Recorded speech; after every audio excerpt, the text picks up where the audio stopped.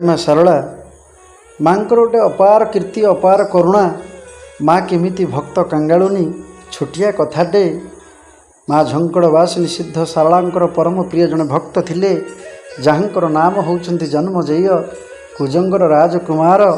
राजपुत्र जितेबाला कन्या उपरे लुलुप दृष्टि निक्षेप कले, जड़े प्रजा बा राजार कौन करिव।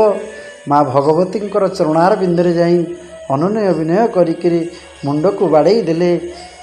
हर हर हर मोहिनी हर मोहर दुख, हर पाटराणी मोहर दुख नेत्रे न देख।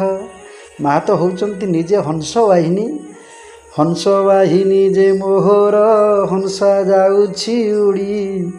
एथु जेबे मोते न रखु जीव जीवटी छाड़ी।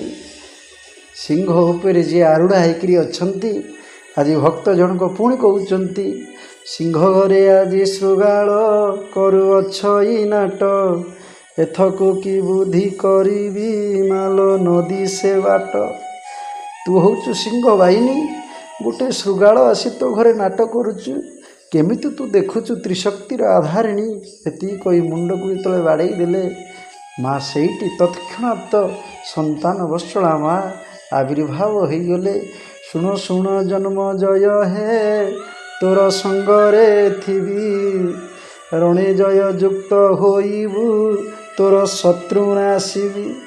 माँ जिते बड़े प्रतिश्रुति देले, आज समस्त राजांकर समस्त सैन्य मान को मारी गोटे बर गछरे नहीं मुंड को टंगई देले।